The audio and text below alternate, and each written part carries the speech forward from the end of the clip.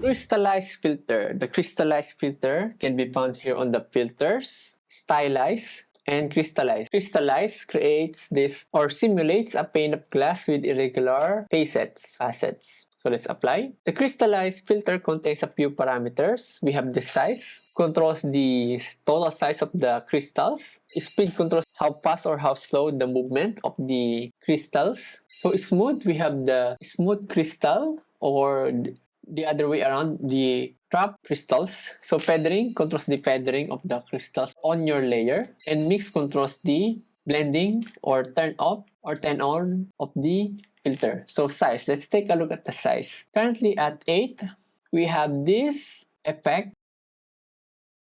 or we have this kind of loop with the size of 8. Yet if we increase the size to 64, we have this blocky or crystal type on our layer. So 64 is the maximum, and at 3 we have this really small or really minimal effect. So speed, as I mentioned earlier, it controls the speed. Let's change the size first. So we have this, so speed, so at 0 there's no movement at all, and then at 2 we have this movement.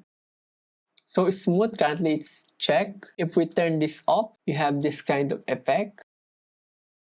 And feathering, the feathering between the crystals.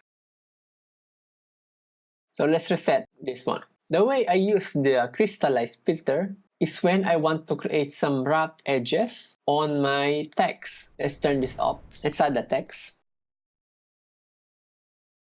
Okay, let's turn off. Let's zoom on our text. Okay, turn it back on. You can see that we have this, right? So let's turn off the smooth and then reduce the feathering. Turn off the speed and make a minimal, or let's reduce the size to a small number. So at 3, you can see that we have this rough and edges look on our text. If we turn on the pixel resolution, we have a different result that we can achieve, but most of the time there's no need, so we have this kind of result. So this is how I use the Crystallize Filter. If you think about it, Crystallize Filter create a rough edge on my layer. So that's how to use the Crystallize Filter in Apple Motion.